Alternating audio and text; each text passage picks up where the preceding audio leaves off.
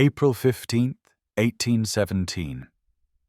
The east wing corridor of Ashworth Manor lay silent at 8 in the evening, wrapped in shadows that seemed to breathe with the weight of propriety and secrets. Clara Thornhill pressed her worn grey skirts against the polished wall, her calloused fingers trembling as they touched the doorframe she had dusted perhaps 1,000 times in her 3 years of service. The keyhole gaped before her like an invitation to damnation. A small circle of brass, worn smooth by decades of keys that locked and unlocked the private bathing chamber of the Duke of Ashworth. She had discovered its secret by accident 3 months prior while scrubbing the wainscoting, had noticed how the mechanism had loosened with age, creating a gap just wide enough to permit a sliver of vision into the marble chamber beyond. That first glimpse had been unintentional, a moment of unfortunate timing as she knelt to retrieve her brush, but what she had seen then had branded itself upon her mind with merciless clarity. Alexander Pembroke, the 6th Duke of Ashworth, stood alone in water that steamed gently in the candlelight, his dark hair wet against his neck, his shoulders bearing the tension of a man who carried the weight of ancient titles and modern loneliness. Clara knew she should flee, knew that what she did violated every code of decency that governed the chasm between a housemaid and a duke. Yet here she stood again, drawn by a compulsion that shamed her even as it consumed her.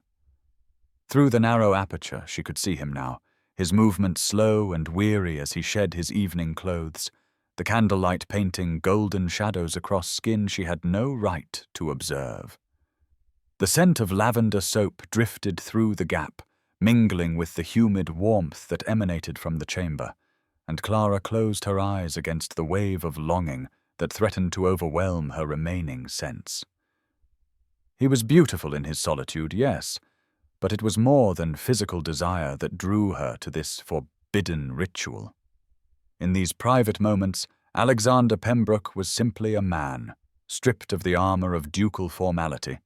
his face unguarded in ways it never was when he moved through the manor's public spaces.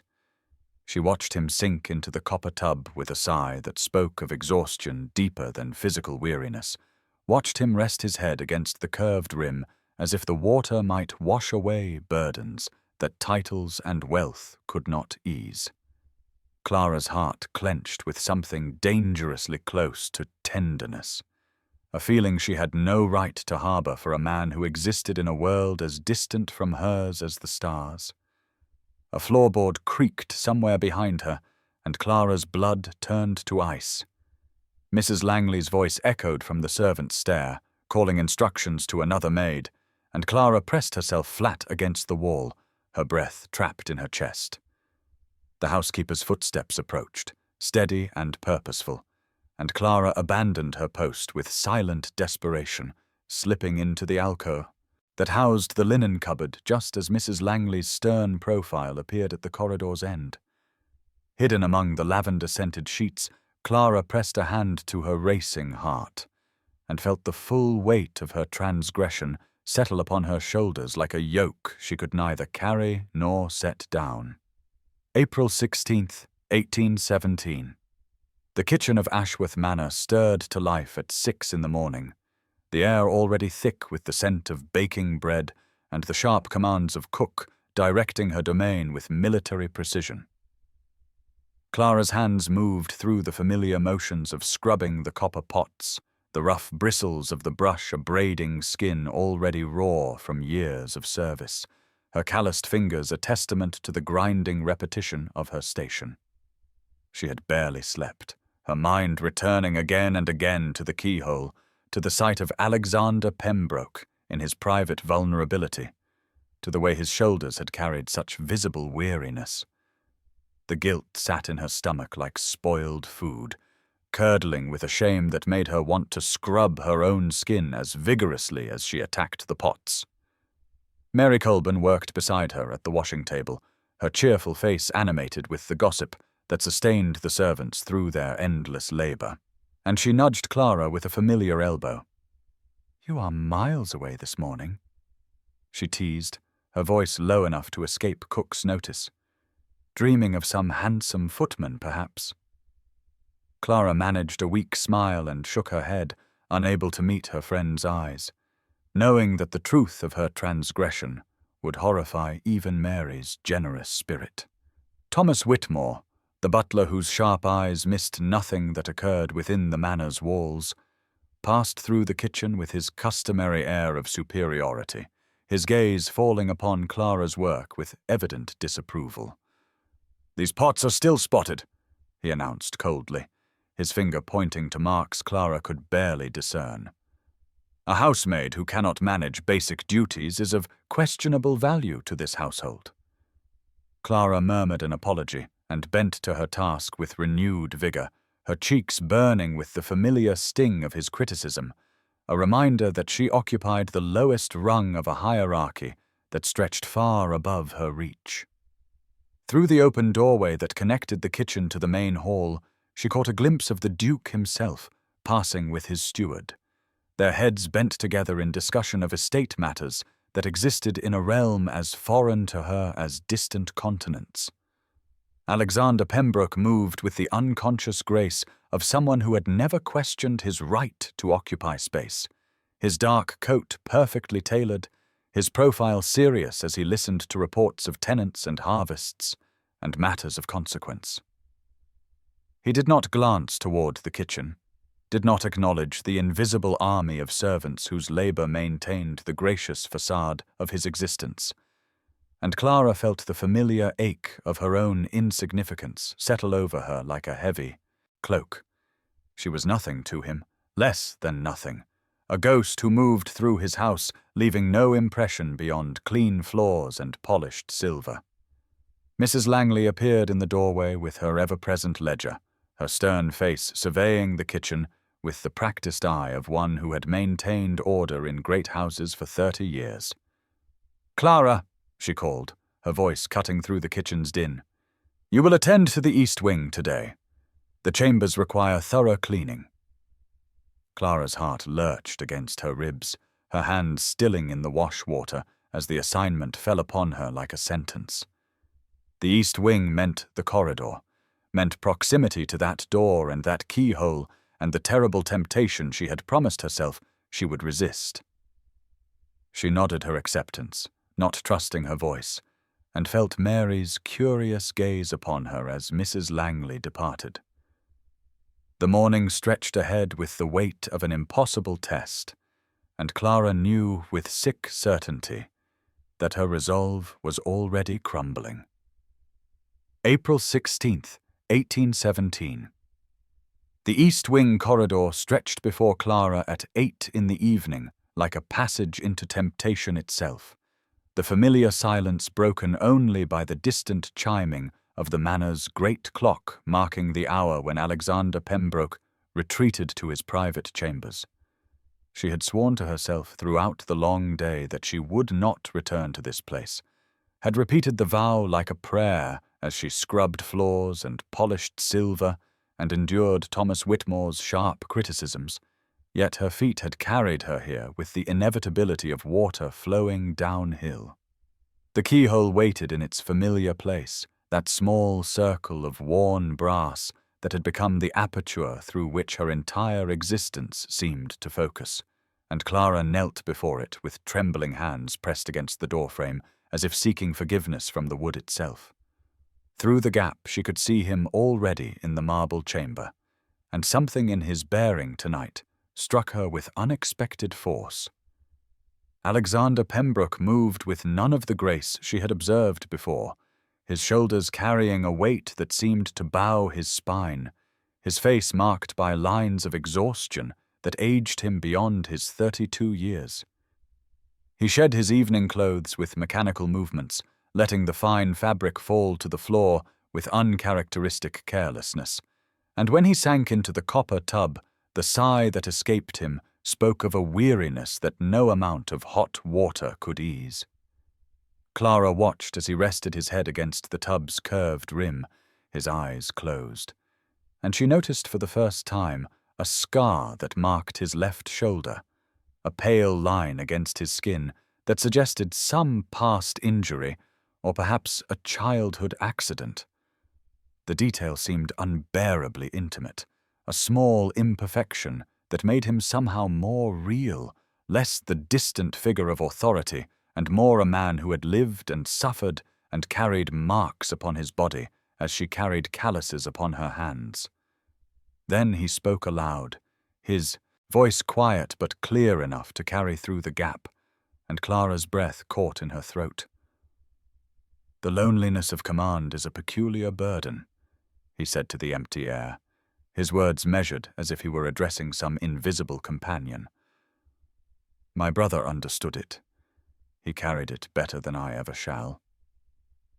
Clara's heart contracted with unexpected pain as she heard the grief beneath the words, the reference to a brother spoken in past tense, suggesting a loss that still marked him. Alexander opened his eyes and stared at the ceiling, water dripping from his hair, and continued speaking as if the act of voicing his thoughts brought some small relief. "Everyone wants something from a duke," he said softly. "His title, his wealth, his influence, his name. No one asks what the man beneath the coronet might need or feel or long for in the dark hours when the mask becomes too heavy to bear." Clara pressed her hand against her mouth to stifle the sound that threatened to escape, her vision blurring with tears she had no right to shed for a man she had no right to watch. In that moment, her desire transformed into something far more dangerous than physical longing, became instead a fierce wish to reach through the barrier of wood and brass and class and offer him the comfort of being truly seen, not as the Duke of Ashworth, but as Alexander Pembroke, a man suffering isolation in rooms filled with luxury but empty of genuine connection. April 22nd, 1817. The drawing-room of Ashworth Manor at 3 in the afternoon seemed transformed by the presence of Lady Beatrice Somerset, whose arrival that morning had sent the household staff into a flurry of preparation and whose elegance now dominated the carefully appointed space like a hothouse orchid overshadowing wildflowers.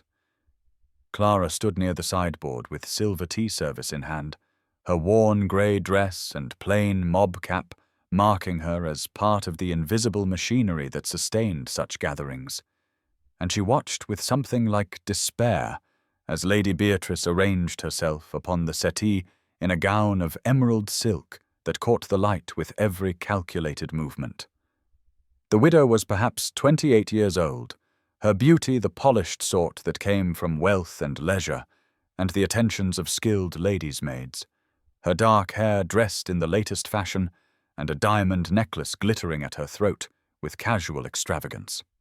Alexander Pembroke sat across from her in one of the wing chairs, his posture correct, but somehow distant, his responses to her animated conversation polite, yet lacking the warmth that would have encouraged genuine connection.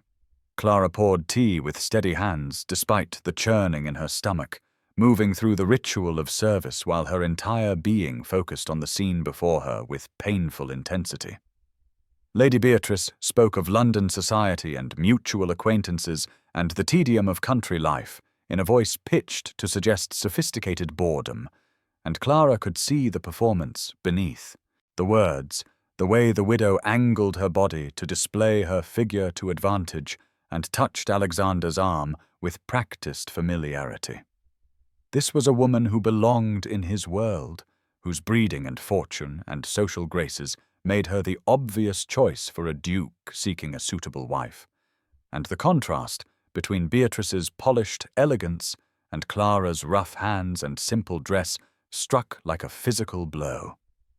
As Clara retreated to refill the teapot from the kitchen, she passed the corridor where Lady Beatrice's maid stood gossiping with one of the footmen, and the words she overheard made her steps falter. "Her ladyship has set her cap for the Duke most decidedly," the maid was saying with satisfaction. "She told me this morning that she expects an offer before the month is out, and who could blame his grace for choosing such a perfect match?" Clara continued walking before they could notice her presence, The teapot clutched against her chest like armor, and when she reached the servants' hall, she found Mary waiting with concerned eyes that saw too much. "You look as if you've seen a ghost," Mary said softly, guiding Clara to sit upon the worn bench. Clara shook her head, unable to speak past the tightness in her throat, and felt the full weight of impossibility settle upon her shoulders like stones. Whatever foolish fantasy she had nurtured through those months at the Keyhole, whatever connection she had imagined with a man who spoke his loneliness to empty air, it dissolved in the face of Lady Beatrice Somerset's diamond necklace and emerald silk. Mary squeezed her hand and said nothing, her silence more compassionate than any words could be, and Clara made a vow that this time she would keep. She would not return to that corridor or that keyhole or that dangerous glimpse into a world that could never include someone like her. And now's the time to stop and subscribe to our channel. If you enjoyed this video, don't forget to like it and drop a comment telling us where you're watching from. It's always amazing to see how far these tales travel across the world. Now let's continue. April 23rd, 1817. Clara had meant to stay away from the East Wing corridor that evening at 8, had promised herself even as she scrubbed the scullery floors and prepared the vegetables for tomorrow's breakfast, that she would honor the vow made in the servants' hall with Mary's compassionate hand upon her own, yet circumstance conspired against her resolution with the cruel precision of fate itself. Mrs. Langley had discovered a water stain on the corridor carpet outside the Duke's chambers, some careless spill from an earlier bath that required immediate attention lest it set permanently into the expensive weave, and Clara found herself dispatched with rags and vinegar solution to attend to the very spot she had sworn to avoid. She worked with trembling hands as the great clock chimed the hour,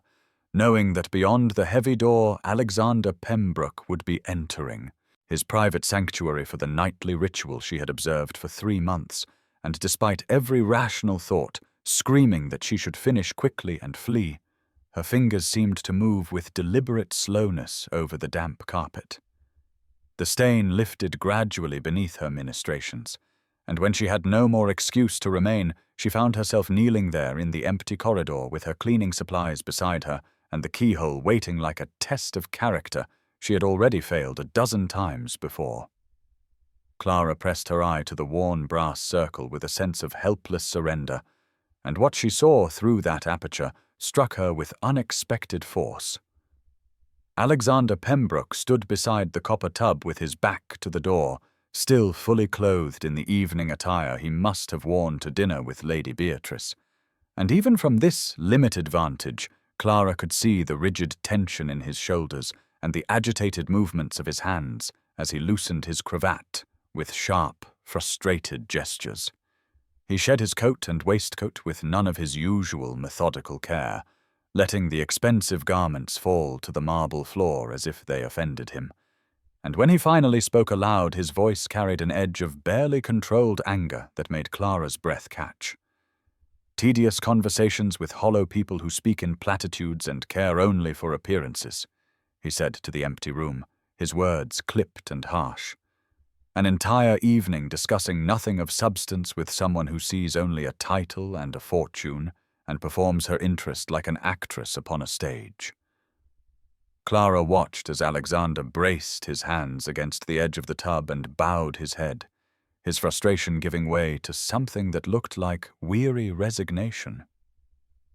"They tell me Lady Beatrice would make a perfect duchess," he continued more quietly, "and perhaps by society's measure, she would. Yet I find myself suffocating in her presence as I suffocate in every drawing-room and ballroom where people perform their assigned roles without a single genuine moment passing between them." He straightened and began removing his shirt, and Clara saw his face in profile, the lines of exhaustion deepened by disappointment. "My brother used to say that the cage of nobility becomes bearable only if you find one person who sees past the gilded bars," Alexander said softly, "and I begin to understand what he meant. for I would trade every tedious, perfect match for a single conversation with someone real. Clara pulled back from the keyhole with tears streaming down her face, her heart aching with a hope she had no right to feel. The foolish, impossible notion that perhaps somewhere in this vast manor, filled with appropriate choice and suitable matches, a man suffocating behind gilded bars might find authenticity in the most unaffected of places, though she dared not imagine that place could include a housemaid with calloused hands kneeling in a corridor with vinegar solution soaking into her worn grey dress. April 28th, 1817. The library of Ashworth Manor at mid-morning was a sanctuary of leather and paper and spring sunlight filtering through tall windows, and Clara Thornhill moved through it with the careful reverence she always felt in this room, where the accumulated wisdom of generations lined the walls in orderly rows of Morocco bindings stamped with gold. She had been assigned to dust the shelves, a task that required her to climb the rolling ladder and attend to the higher volumes that accumulated cobwebs in their neglected positions, and she worked methodically with her cloth, while allowing herself the small, forbidden pleasure of reading the spine titles as she passed, her lips forming silent words like poetry and philosophy and travels in distant lands. Her worn grey dress was already smudged with dust, and her mob cap sat askew on her dark hair. But in this moment, with no one to observe her, she felt almost content, surrounded by books that represented worlds far beyond the narrow confines of her existence. She was perched on the ladder, examining a volume of Wordsworth, when the door opened without warning, and Clara's entire body went rigid, with the instinctive freeze of prey animals when predators appear, her hands clutching the shelf before her so tightly that her calloused fingers turned white. Alexander Pembroke entered his library with the casual assumption of ownership that marked every movement of the nobility, yet he paused just inside the doorway when he noticed her presence, and for the first time in the 3 months Clara had observed him through keyholes and caught glimpses of him in corridors, he truly looked at her. Not through her as masters looked through servants, not past her as if she were part of the furniture, but directly at her face with eyes that saw a human being rather than a function. Clara felt her breath stop in her lungs, felt the world narrow to the space between them, and the weight of his attention like a physical touch, and she could not have moved or spoken if her life depended upon it. He walked closer to where she stood, frozen on the ladder, and his voice when he spoke held a warmth that made her tremble. "You handle my books with great care," he said, his gaze moving from her face to her hands, still resting protectively on the volumes before her. "I have noticed how you never crack the spines or dog the pages, and just now I observed you reading the titles with what appeared to be genuine interest rather than mere cataloguing. What is your name?" Clara felt her voice catch in her throat, felt the full impossibility of this moment crashing over her. This man she had watched in his most private hours now standing close enough that she could see the flecks of gold in his grey eyes. "Clara Thornhill, Your Grace," she managed to whisper, and hated how her voice shook with the words. He smiled slightly, a softening of his features that transformed his usually severe expression into something approaching kindness. "You were reading Wordsworth, Clara Thornhill," he observed, and there was curiosity in his tone rather than censure. "Do you enjoy poetry?" She nodded mutely, unable to form words, and watched as his smile deepened with what looked like unexpected pleasure before Mrs. Langley's voice from the corridor shattered the moment like glass. Clara practically fled down the ladder and past him with a stammered apology. But as she rushed from the library with her heart pounding and her hands shaking, she felt his eyes following her departure with an interest that changed everything, and she knew with terrible certainty that the invisible barrier between their worlds had just developed its first irreparable crack. April 28th, 1817. Clara had told herself as she moved through her afternoon duties that the morning encounter in the library meant nothing, that the Duke of Ashworth had merely been polite to a servant who happened to care for his books. Yet even as she scrubbed floors and carried linens and endured the suspicious scrutiny of Thomas Whitmore, who seemed to sense some disturbance in the household order, she felt the electric memory of Alexander Pembroke's grey eyes meeting hers with genuine recognition, rather than the blank indifference she had known all her life. When evening arrived and the great clock chimed 8, Clara found herself once again in the East Wing corridor, with cleaning supplies she did not need, and a trembling awareness that everything had changed irreversibly in the 10 hours since he had asked her name.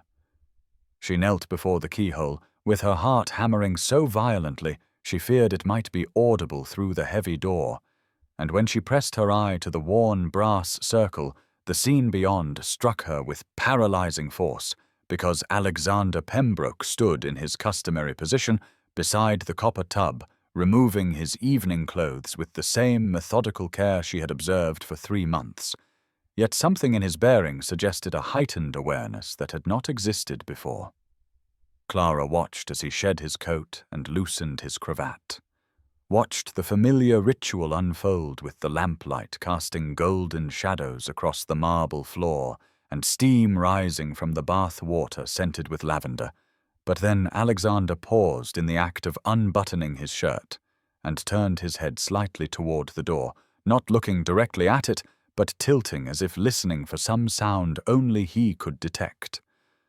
Clara's breath caught in her throat, and she went absolutely still, with her eye pressed to the keyhole and her hands braced against the wall, and in that suspended moment she saw his expression shift into something thoughtful and almost tender, a slight curve to his mouth that might have been a smile. He continued undressing, but his movements seemed deliberate now, conscious, as if he performed for an audience he acknowledged without naming, and when he finally stepped into the bath and settled back against the copper rim with water lapping at his shoulders, he spoke aloud in a voice so quiet Clara had to strain to hear the words. "I find these evening hours less lonely of late," he said to the empty room, "though perhaps I deceive myself in imagining a sympathetic presence where none exists. Yet I confess the notion brings me unexpected comfort in what has been a day of remarkable discoveries." Clara felt tears spring to her eyes, because she understood with shattering clarity that he knew, had perhaps known for some time, that her invisible observation had become visible to him through some perception she could not fathom, and he had not been angry or disgusted, but instead had created this moment of acknowledgement that stopped just short of direct confrontation. She should flee, should abandon this dangerous intimacy before it destroyed them both. Yet she remained frozen at the keyhole, watching Alexander Pembroke lean his head back and close his eyes with an expression of such profound weariness, mingled with hope, that her heart ached with recognition of his loneliness matching her own. The danger had increased exponentially now that the barrier of his unknowing had been stripped away, now that this could no longer be dismissed as harmless secret observation, but had become instead a conspiracy between two souls reaching across an impossible divide, and Clara pulled away from the keyhole finally, and fled down the corridor with her cleaning supplies abandoned and her entire world transformed by the terrifying knowledge that she had been seen. May 3rd, 1817. The gardens of Ashworth Manor in the afternoon held the drowsy promise of approaching rain, with grey clouds building on the horizon, and the air thick with moisture that made the scent of roses intensify until Clara could taste their sweetness on her tongue as she moved among the bushes with her cutting shears and wicker basket, selecting blooms for the arrangements Mrs. Langley had ordered for the drawing-room, where Lady Beatrice Somerset held court each day like a queen awaiting her coronation. Clara had been grateful for this outdoor assignment that removed her from the suffocating atmosphere of the house, where every corridor seemed to pulse with the memory of Alexander Pembroke's grey eyes meeting hers in the library 5 days earlier, where every moment carried the electrical charge of potential encounter, and she worked methodically among the roses, telling herself that distance and duty would restore the proper order to her disordered heart, even as she knew the lie for what it was. She was examining a particularly fine yellow bloom when his voice spoke from behind her with a warmth that made her entire body go rigid with awareness. "Those are my mother's favourites," Alexander said quietly, and Clara turned to find him standing not 10 feet distant, with his coat unbuttoned and his dark hair slightly dishevelled by the rising wind, looking nothing like a duke and everything like a man seeking refuge from the constraints of his position. She curtsied reflexively, despite her dirt-stained apron and the shears clutched awkwardly in her calloused hands. But he waved away the formality with an impatient gesture and moved closer until she could see the fine lines at the corners of his eyes and the tension in his jaw that spoke of sleepless nights matching her own. "Do you enjoy working with flowers, Clara?" he asked, using her Christian name with an intimacy that both thrilled and terrified her. "Or is this merely another task assigned without regard for your preferences?" She found her voice with effort and answered truthfully that she loved the gardens, that growing things represented hope and beauty emerging from darkness. And she watched his expression shift into something almost hungry, as if her words fed some starving part of him that hollow social conversations could never reach. He began speaking then about beauty in unexpected places, about how society valued only cultivated formal gardens while dismissing the wild roses that grew along country lanes, and Clara understood they were no longer discussing flowers, but something far more dangerous, some metaphorical territory where a housemaid might represent authenticity in a world of performance. The first drops of rain began to fall as he asked her about her life before service, about her family and hopes and the books she wished she could read, and Clara answered with cautious honesty while thunder rumbled closer. Then Alexander removed his coat and extended it toward her as the rain intensified, an offer she refused with quiet firmness because accepting would be witnessed and reported and weaponized against them both by eyes she could feel watching from the house windows. He respected her refusal without argument, but his gaze lingered on her face with an intensity that made her breath catch. And then Mrs. Langley's voice cut through the rain, calling Clara back to her duties with an edge of suspicion that made Alexander's expression harden into ducal authority as he informed the housekeeper that he had detained Clara with questions about the garden cultivation, and she was not to be faulted for the delay, his tone brooking no contradiction, even as the older woman's shrewd eyes moved between them with calculation that promised future consequences. May 5th, 1817. Clara had sworn to herself throughout the 2 days since the rain-soaked garden encounter that she would not return to the East Wing corridor, would not kneel before the worn brass keyhole that had become both her solace and her torment. Yet as evening descended and the household settled into its familiar rhythms, she found her feet carrying her through the shadowed passages with a compulsion that overrode reason and shame and every practical consideration her desperate heart could muster. She carried no cleaning supplies tonight because pretense had become impossible, and when she reached the heavy door at 7:30, she knelt with trembling legs and pressed her eye to the keyhole with the awful recognition that she had moved beyond mere observation into something far more dangerous, something that felt less like secret watching and more like answered prayer. The scene beyond the keyhole arrested her with its familiar beauty, the copper tub filled with steaming water that caught lamplight in golden ripples,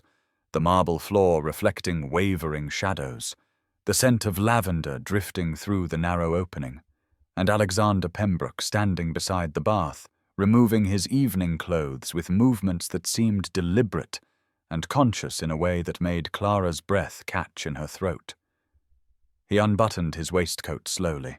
far more slowly than she had observed in the 3 months of watching, and his expression held a quality of listening or waiting that made her pulse hammer against her ribs with the terrible suspicion that something fundamental had shifted in the nature of this ritual.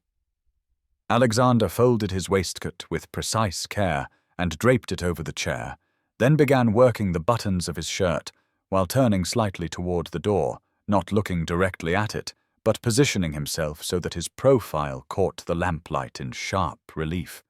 And Clara realized with shocking certainty that his movements had become performance, conscious presentation for an audience he acknowledged without naming.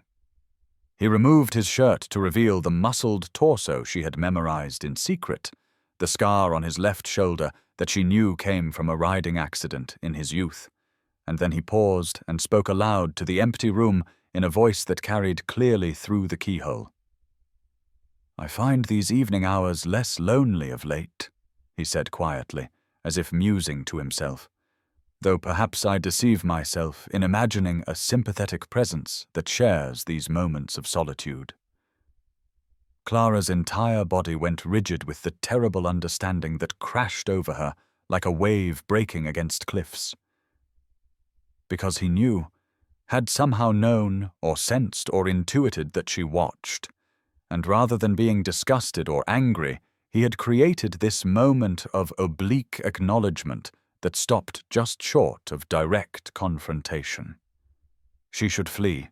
should abandon this impossible connection before it destroyed them both.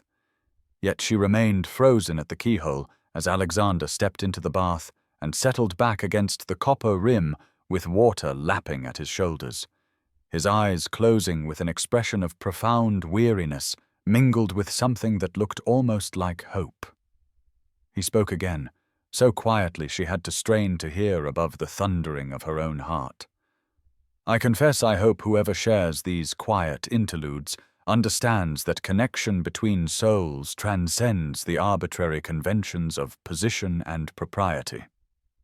he said, his voice carrying invitation and longing in equal measure, and that some presences bring comfort rather than intrusion, even when they remain unseen. Clara felt tears slip down her cheeks as she understood the gift he offered, this acknowledgement that transformed her watching from shameful secret into shared conspiracy, this permission to continue what she could not seem to stop. And in that moment, the barrier between observed and observer dissolved into something new and terrifying, a mutual recognition that pulled them both toward an inevitable confrontation neither could escape. May 6th, 1817. Clara knelt before the keyhole at 9 in the evening, with her entire body trembling so violently she could barely press her eye to the worn brass opening, because after the previous night's oblique acknowledgement, she knew with terrible certainty that continuing this ritual meant crossing a threshold from which there could be no return. Yet she found herself powerless against the magnetic pull that had drawn her through the shadowed corridors,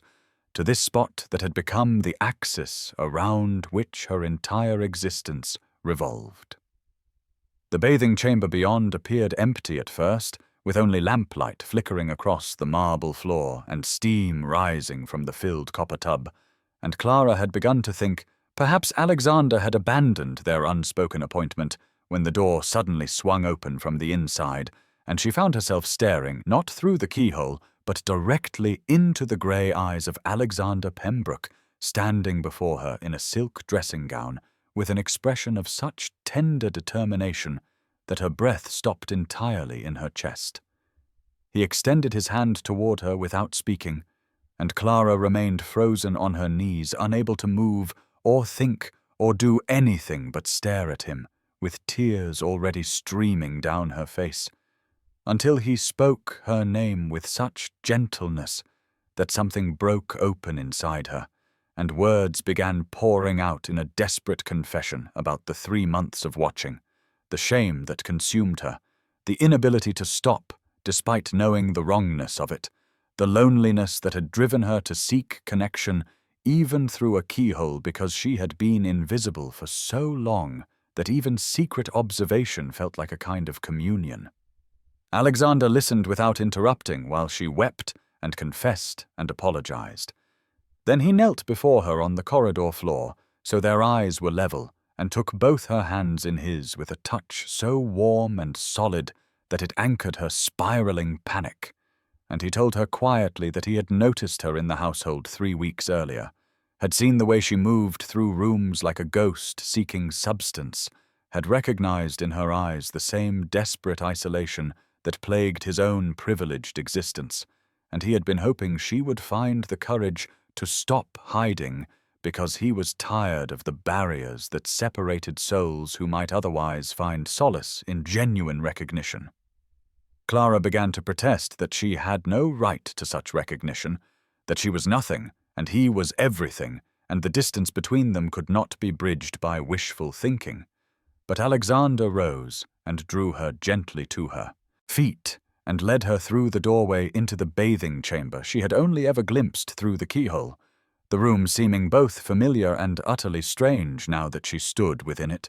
And when she tried to pull away and flee, he tightened his grip on her hand and said he was tired of barriers both literal and metaphorical, tired of performing for a society that valued everything except authentic human connection.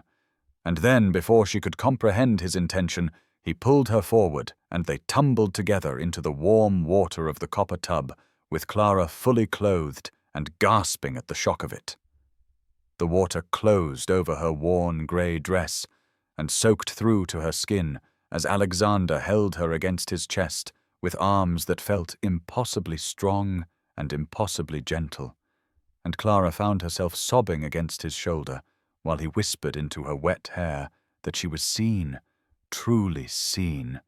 not as a servant or an intrusion, but as a woman whose presence had brought unspected light into the suffocating darkness of his isolated existence. And in that moment, with the warm water lapping around them and his heartbeat steady beneath her cheek, Clara understood that everything had irrevocably changed, and there would be no returning to the safe invisibility that had protected her from both hope and heartbreak. May 6th, 1817, at 10 in the evening, Clara found herself standing in Alexander Pembroke's private chambers, wearing clothing she had never imagined touching, let alone wearing. A linen shirt far too large for her frame that hung nearly to her knees, and a pair of his breeches that she had rolled multiple times at the ankles, her wet hair dripping down her back while he tended the fire with movements that seemed designed to give her time to compose herself, though composition felt utterly beyond her capacity, after the overwhelming intimacy of being held in warm water while confessing her months of secret observation. Alexander had wrapped her soaked grey dress in toweling and hung it near the fire where it steamed gently, this careful domestic attention to practical matters somehow more devastating than the grand gesture of pulling her into the bath.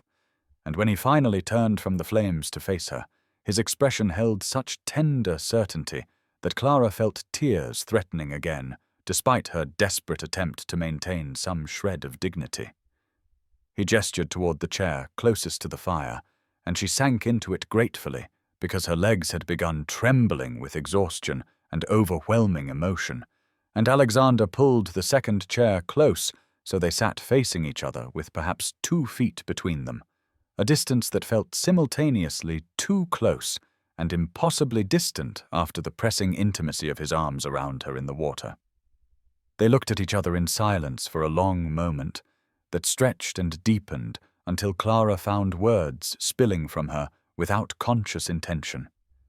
telling him about the loneliness that had driven her, to the keyhole, the years of being invisible in grand houses, the way his solitary evening ritual had seemed to mirror her own isolation until she felt less alone simply by witnessing his private moments of vulnerability. Alexander listened without interrupting, his grey eyes never leaving her face, and when she finally fell silent, he spoke quietly about duty and desire, about the suffocating weight of a title he had never wanted, about performing the role of duke for a society that valued breeding and tradition over authentic human connection,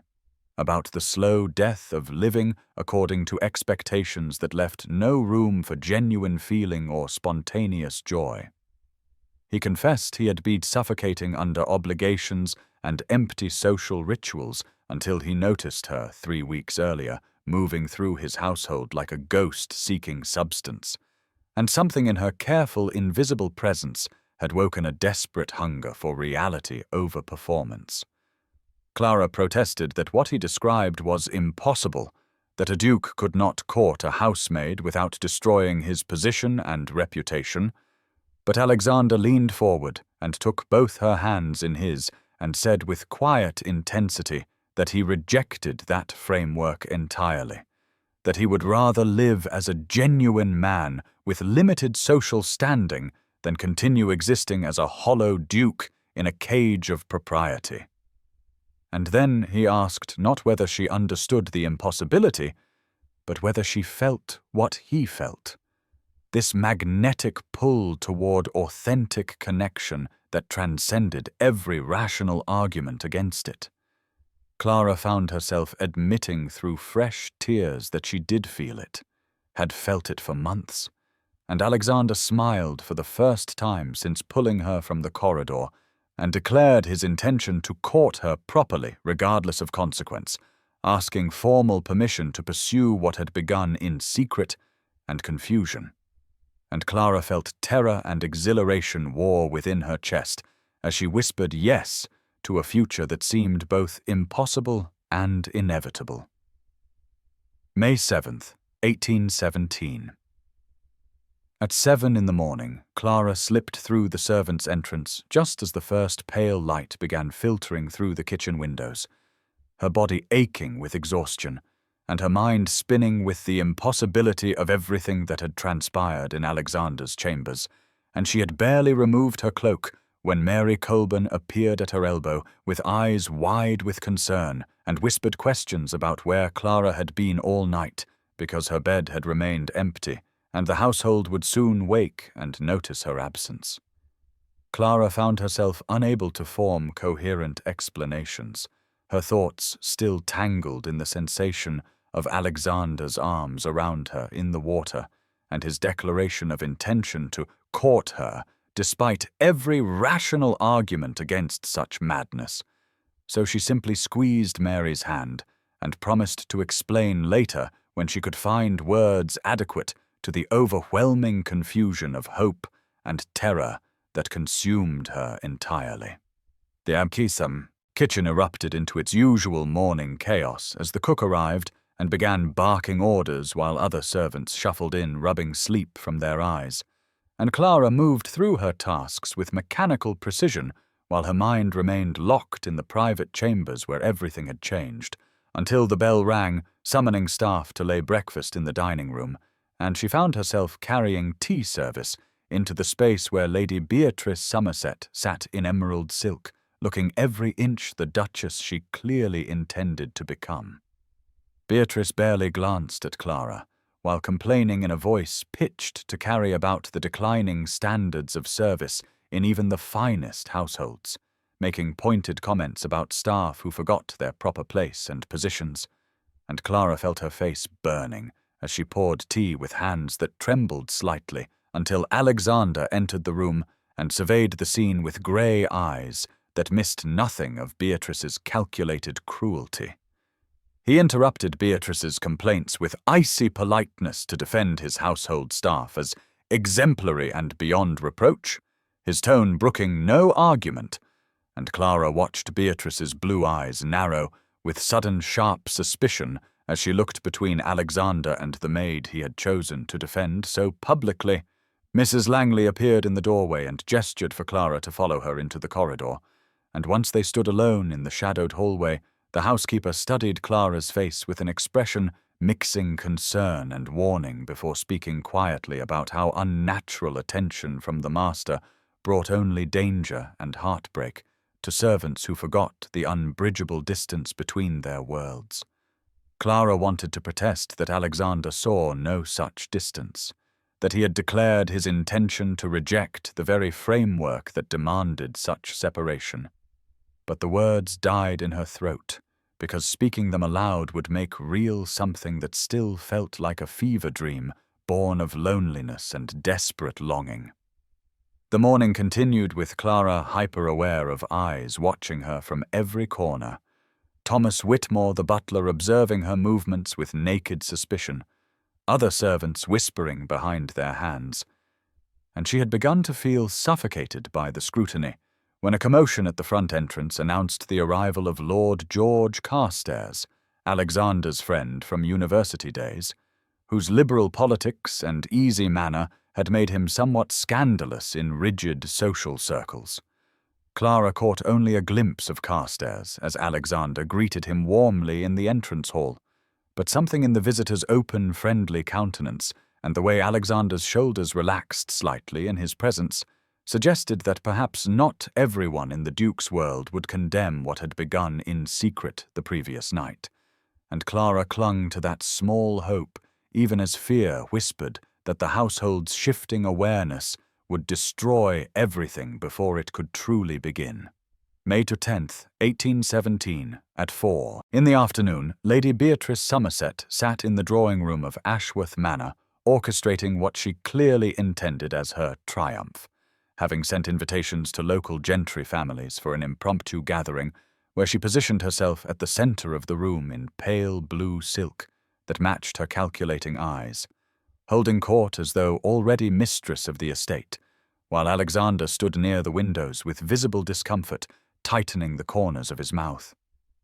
Clara moved through the assembled guests carrying trays of tea and delicate cakes, her grey dress marking her as invisible to the finely dressed ladies and gentlemen who spoke around her as though she were merely part of the furniture, and she felt the weight of every whispered conversation that followed her movements through the crowded space where tension hung thick as smoke. Beatrice had positioned herself brilliantly, discussing future improvements to the manor and planned social events in London with the assumption of authority that made several guests nod approvingly, and Clara watched Alexander's jaw clench each time Beatrice used the word "we" to describe decisions she had no right to make. The afternoon crawled forward with excruciating slowness, until Clara approached Beatrice's chair to refill her teacup, and somehow, in a movement too swift and deliberate to be truly accidental, Beatrice shifted and sent the entire cup of dark liquid cascading down the front of Clara's dress while gasping in exaggerated dismay.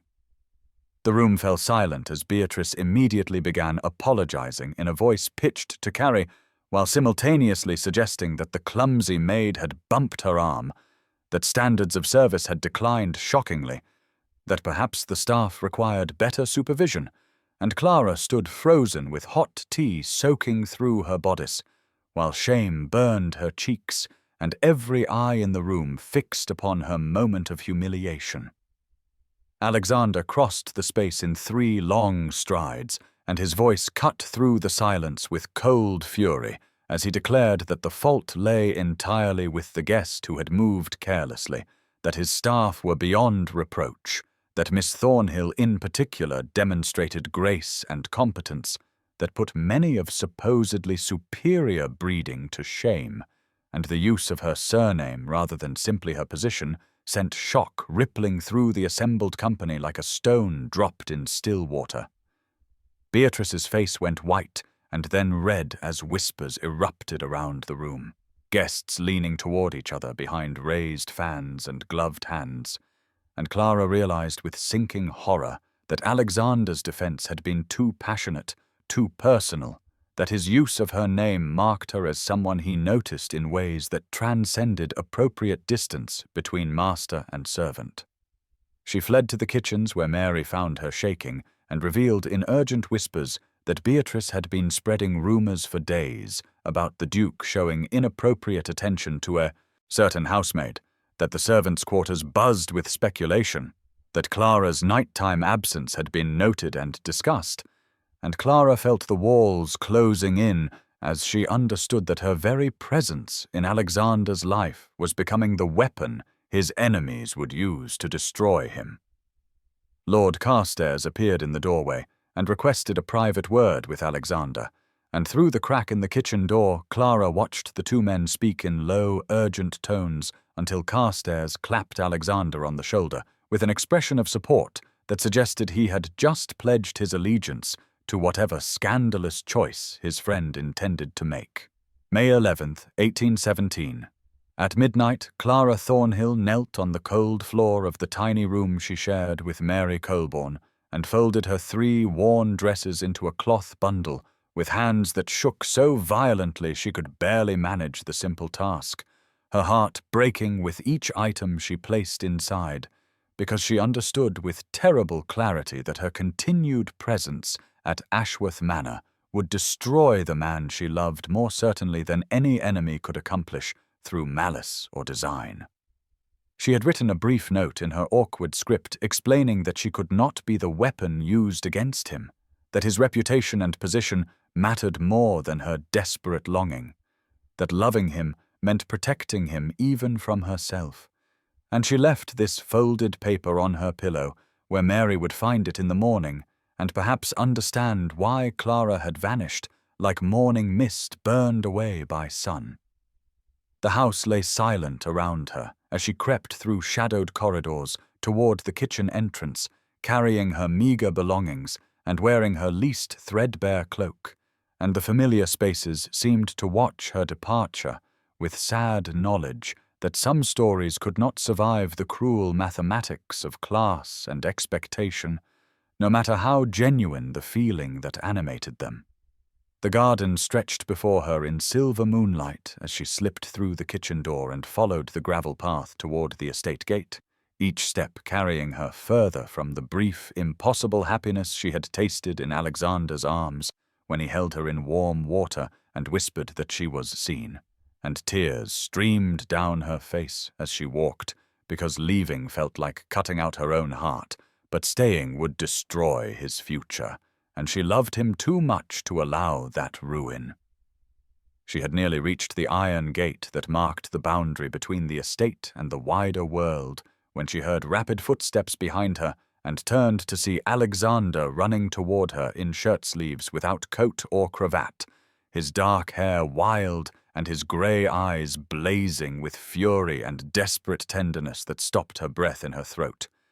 He reached her in 10 strides and grasped her shoulders with shaking hands, while demanding to know what madness possessed her to leave without word, and she tried to explain through sobs that she was saving him from scandal and social destruction, but he cut off her words by pulling her against his chest with such fierce possession that her bundle fell forgotten to the ground. Alexander spoke rapidly about how he wanted no protection that cost him the only authentic connection he had ever known, how he refused to sacrifice love for the hollow approval of people whose opinions meant nothing measured against the weight of what he felt when he looked at her. And then, in the moonlight beside the estate gate, he asked her to marry him with no ring to offer, but only the absolute certainty in his voice that made the proposal more binding than any formal ceremony. Clara protested that he was mad to throw away everything for a housemaid who brought nothing but her damaged heart and calloused hands, but Alexander insisted with passion breaking through his usual restraint that he was finally sane after years of suffocating under expectations that nearly killed the best parts of him,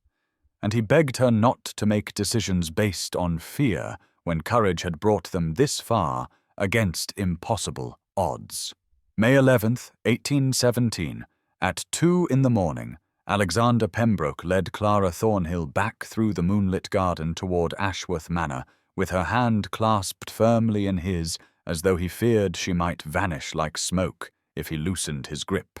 and they entered through the same kitchen door she had used for her attempted escape.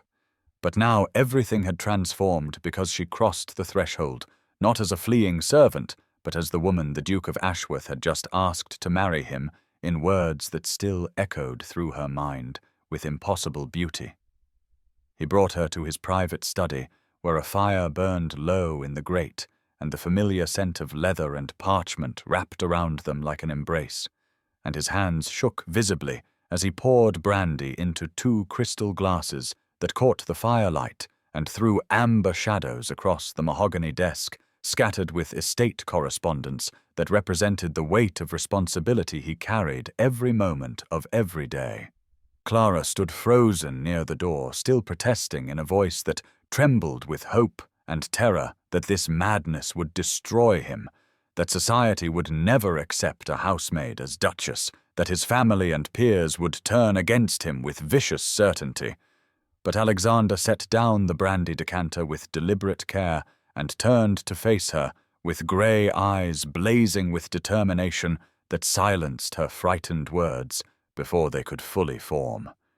He began systematically dismantling every argument she offered, like a barrister presenting an irrefutable case, speaking of his absolute authority over his own life and choices, reminding her that he held one of the oldest titles in England and commanded wealth and influence that made him answerable to no one, declaring his willingness to face whatever social consequences arose, because the alternative of living without her constituted a far worse fate than any scandal society might manufacture. Alexander crossed the space between them and took her hands in his, while asking in a voice rough with emotion what she wanted rather than what she feared, whether somewhere beneath her terror and self-sacrifice lived a desire that matched the consuming need he felt whenever he looked at her. And Clara felt something break open inside her chest as tears streamed down her face, and she admitted in a whisper that she loved him with desperate completeness, had loved him for months while watching through that keyhole and learning the contours of his loneliness that so perfectly matched her own. He pulled her against him and kissed her then with a tenderness that transformed into fierce possession, his mouth claiming hers while his hands tangled in her loose hair, and Clara kissed him back with all the longing she had suppressed during those long nights of secret observation when she had believed that touching him existed only in the realm of impossible dreams that women like her were forbidden to entertain. When they finally broke apart, both breathing hard, he promised with absolute certainty that he would make this right, that he had already begun forming a strategy to present their union in ways that would minimize resistance, and he revealed his intention to announce their engagement at the ball planned for 4 days, hence where local society would gather and witness his public claim upon her that would make retreat impossible for either of them. Alexander moved to his desk and retrieved a small velvet box that he opened to reveal a ring set with sapphires and diamonds that had belonged to his mother, and he explained that she would need to wear it hidden until the announcement. But he wanted her to carry this physical proof of his commitment against her skin. So Clara allowed him to slip the cool metal onto a silver chain and fasten it around her neck, where the ring settled between her breasts, beneath her plain dress, like a secret flame burning against her heart. May 15th, 1817. At 7 in the evening, Clara Thornhill stood in a guest chamber at Ashworth Manor, wearing a gown of pale blue silk that Lord George Carstairs had procured from his younger sister, with remarkable discretion, the fabric whispering against her skin like a foreign language she was only beginning to understand, while Mary Colburn fastened the tiny pearl buttons along her spine with trembling fingers and whispered encouragement that did little to calm the terror churning in Clara's stomach as she prepared to descend into the ballroom where Alexander would declare their engagement before the assembled local gentry who would judge her with merciless precision. The sapphire ring that had belonged to Alexander's mother now rested on her left hand rather than hidden beneath her bodice, the weight of it both comforting and terrifying as she touched it compulsively while Mary arranged her dark hair in a simple style that acknowledged Clara's lack of sophistication, while somehow transforming it into austere elegance that suited her fine features and grey eyes that had spent months watching Alexander through a keyhole before he pulled her into warm water and held her while she cried. The sounds of the ball drifted up through the floorboards, as musicians tuned instruments and guests arrived in carriages that crunched across gravel, their laughter and conversation creating a wall of noise that represented everything Clara had never been permitted to touch during her 25 years of invisible service, and she fought the desperate urge to flee back to the servants' quarters, where at least she understood the rules that governed her existence. Alexander had sent word an hour earlier that he would meet her at the top of the main staircase at precisely 7 and escort her down into the ballroom in full view of everyone gathered, and Clara descended from the guest wing on unsteady legs to find him waiting in formal evening dress, with his dark hair carefully arranged and his grey eyes blazing with determination and love that steadied her when she took his offered arm with fingers that shook despite her best efforts at composure. The ballroom blazed with candlelight from 3 crystal chandeliers that transformed the space into something magical and dangerous, the polished floor reflecting golden illumination, while guests in silk and jewels turned as one to stare at the Duke of Ashworth, entering with a housemaid on his arm, wearing borrowed finery and his mother's ring, and Clara felt the weight of their collective shock, like a physical blow that nearly stopped her breath. Lady Beatrice Somerset stood near the refreshment table in emerald silk that matched her furious eyes, her beautiful face twisted with rage and humiliation as she watched Alexander lead Clara directly to the center of the floor, where he raised his hand for silence and announced in a voice that carried to every corner of the room that he had the honor of presenting his betrothed, Miss Clara Thornhill, who had captured his heart with her genuine spirit and uncommon grace. The response came in waves, starting with gasps that rippled through the assembled guests, followed by urgent whispers and shocked exclamations as people processed the impossible declaration, and Beatrice moved with deliberate calculation to gather several prominent families who followed her lead in making for the exit with expressions of outraged propriety that declared their refusal to countenance such a scandal. Alexander stood unmoved by the exodus and began speaking again about how he had spent years suffocating under expectations that valued bloodlines and fortune over authentic human connection, how he refused to apologize for choosing love over hollow tradition, how he hoped those who truly cared for him would find the courage to support a union based on mutual respect and genuine feeling, rather than the mercenary calculations that governed most aristocratic marriages. Lord Carstairs began, applauding with slow, deliberate claps that echoed through the half-empty ballroom, and was joined gradually by his wife and several younger couples, who seemed moved by Alexander's passionate defense, while at the back of the room Clara glimpsed servants gathered in the doorways, with tears streaming down their faces, and Mrs. Harriet Langley offering the smallest nod of approval that somehow meant more than all the aristocratic acceptance in England. May 20th, 1817. At 10 in the morning, Clara Thornhill sat in a guest chamber that Alexander had transformed into her private apartments, rooms that just 5 days earlier she could not have entered except to clean, but now belonged to her with their cream silk wallpaper and mahogany furniture that gleamed with beeswax polish applied by other servants, who looked at her with expressions ranging from awed admiration to bitter resentment, depending on their individual characters, and understanding of what her elevation meant for all of them.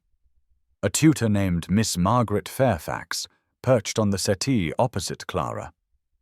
attempting to teach proper posture and conversation skills required for a duchess,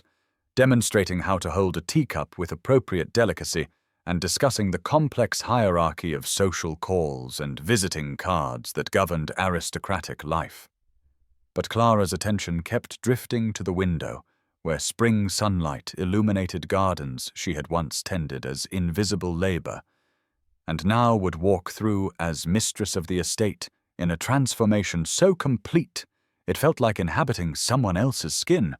Alexander had hired Miss Fairfax along with a French modiste named Madame Leclerc, who had arrived yesterday with trunks full of fabrics and fashion plates, measuring Clara with brisk efficiency, while explaining that a duchess required wardrobes for morning, afternoon, evening, and formal occasions that would take weeks to complete, but Alexander had ordered everything expedited with the power of unlimited funds and ducal authority that could accomplish impossibilities through sheer force of will. The social consequences of the ball continued rippling outward, in ways both painful and surprisingly hopeful, as some prominent families had indeed severed connections by returning invitations unopened and spreading vicious gossip about the Duke of Ashworth's madness in elevating a housemaid. But other families, particularly those with younger, more liberal-minded members, had sent cautious notes of congratulation that suggested curiosity might overcome prejudice given time, and Alexander's unwavering commitment to his scandalous choice. Lord George Carstairs had become an invaluable ally, visiting daily to offer support and coach Clara in navigating social complexities, explaining with patient kindness that half the aristocracy secretly despised the rigid hierarchies they publicly defended and would welcome any crack in the facade that allowed authentic feeling to emerge from beneath performative propriety. Mary Colburn had been elevated to lady's maid over the protests of butler Thomas Whitmore, who had grown increasingly hostile as his familiar world order collapsed, and Mary's presence provided Clara with desperately needed friendship as she navigated chambers that still felt foreign, despite the luxury surrounding her on every polished surface and silk cushion. Mrs. Harriet Langley had surprised everyone by requesting a private audience with Clara to offer somewhat stiff congratulations and practical advice about managing household staff from a position of authority rather than servitude, explaining that Clara's unprecedented rise would be judged harshly by society, but could inspire hope in every servant who had ever believed their station fixed and immutable by birth. Alexander spent hours each day with Clara, teaching her estate management and introducing her to tenants and staff in ways that demonstrated his absolute confidence in her capability. And at night, he would find her in her chambers to hold her while she cried from overwhelming pressure and kiss away her fears, with tender assurances that she was not alone in this transformation that terrified and exhilarated her in equal measure as the wedding date approached with inexorable certainty. May 25th, 1817, at 3 in the afternoon, Clara Thornhill walked through the East Wing corridor where just 6 weeks earlier she had knelt before a keyhole watching Alexander Pembroke bathe in candlelit solitude. But now she moved as his acknowledged betrothed, wearing a dove-grey walking dress that Madame Leclerc had finished yesterday with pearl buttons that gleamed against the fine wool fabric, while Clara tried to inhabit this new identity that felt simultaneously natural and impossible, depending on the moment, and her fluctuating confidence in the extraordinary transformation that had lifted her from invisible servitude to Duchess-in-waiting. The wedding was set for June 12th, just 18 days away, and Alexander had insisted on a full ceremony in the village church rather than a discreet, private affair, because he refused to treat their union as something shameful to be hidden from scrutiny, though his determination to celebrate publicly meant enduring the stares and whispers of villagers who had never noticed Clara during her 7 years of service at the manor, but now watched her every movement with fascination or disapproval depending on their individual capacity for accepting impossible social mobility. She paused outside the bathroom where Alexander had pulled her into warm water while she cried and confessed months of watching through the keyhole, that pivotal moment when he had whispered that she was seen and destroyed the barriers between their separate worlds with the revolutionary act of acknowledging her full humanity, despite the servant livery she had worn like invisible armor against hope. The door stood open now, revealing marble floors and the copper bathtub that had witnessed her transformation, and Clara felt tears prick her eyes at the memory of his tenderness when she had expected judgment, his certainty when she had offered only fear, his insistence that authentic connection mattered more than all the rigid hierarchies that governed their world with merciless precision. Alexander found her standing there, lost in memory, and wrapped his arms around her from behind, resting his chin on her shoulder while they both gazed at the room that held such significance in their unconventional courtship. And he asked quietly if she regretted the chaos their love had created in the previously ordered universe of Ashworth Manor. Clara turned in his embrace to face him directly, touching his jaw with fingers that no longer bore the calluses of scrubbing floors, but still remembered the weight of servitude that had defined her entire existence before he decided she deserved to be lifted into visibility. And she told him with absolute honesty that she regretted nothing except the years they had spent in the same house as strangers, separated by artificial boundaries that declared her unworthy of his notice. He kissed her then with the passion that still surprised her, despite their growing intimacy, his hands cradling her face while she gripped his shoulders and felt the solid reality of him anchoring her against the disorienting swirl of change that threatened to overwhelm her fragile confidence in her right to occupy space beside him as an equal partner rather than invisible labor.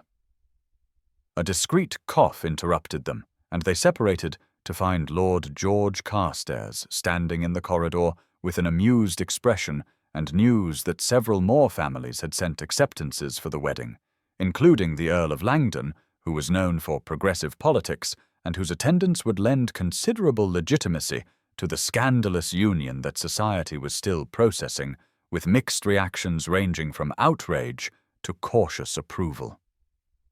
June 10, 1817, at 11 in the morning, just 2 days before the wedding.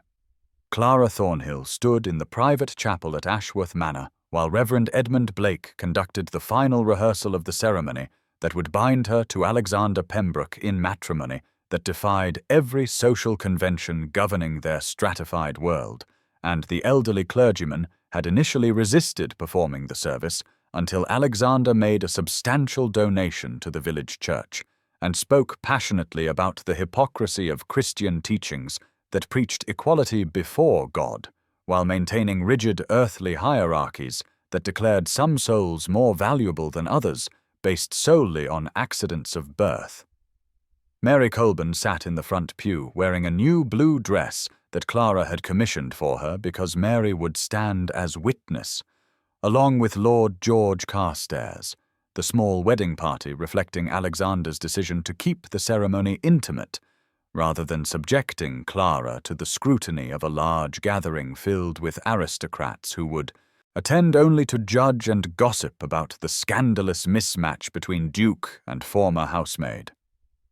Lady Beatrice Somerset had departed Ashworth Manor the day after the ball in a fury of wounded pride and venomous pronouncements about Alexander's madness,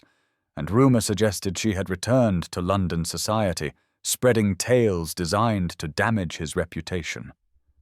Though Alexander seemed entirely unconcerned with her malicious efforts to poison opinion against him among families whose approval he had never valued, even when he moved through their world as an eligible bachelor, meeting their expectations. The past 3 weeks had been a whirlwind of preparation and adjustment, as Clara learned to navigate her new position with help from Miss Margaret Fairfax, whose etiquette lessons gradually shifted from formal instruction to genuine friendship. When the tutor recognized Clara's quick intelligence and natural dignity that no amount of fine clothing could create if the character beneath lacked substance worth cultivating. Madame Leclerc had completed an entire wardrobe, including the wedding gown that hung in Clara's chambers, a creation of ivory silk and delicate lace that felt impossibly luxurious against skin that still remembered the rough texture of servant uniforms and the ache of labor that had defined her existence, for 7 years before Alexander decided she deserved visibility. Mrs. Harriet Langley had become an unexpected source of support, offering practical advice about household management and privately confessing that she had entered service at 14 years old and spent 40 years working her way to housekeeper. So Clara's unprecedented elevation felt like vindication of every servant who had been told their worth was fixed and immutable, regardless of capability or character. Thomas Whitmore remained coldly disapproving, but had been forced to accept the new order or seek employment elsewhere, and several other staff members who could not reconcile themselves to serving a former peer had indeed left the estate to be replaced by new servants carefully selected for open-minded attitudes and loyalty to Alexander rather than rigid adherence to traditional hierarchies.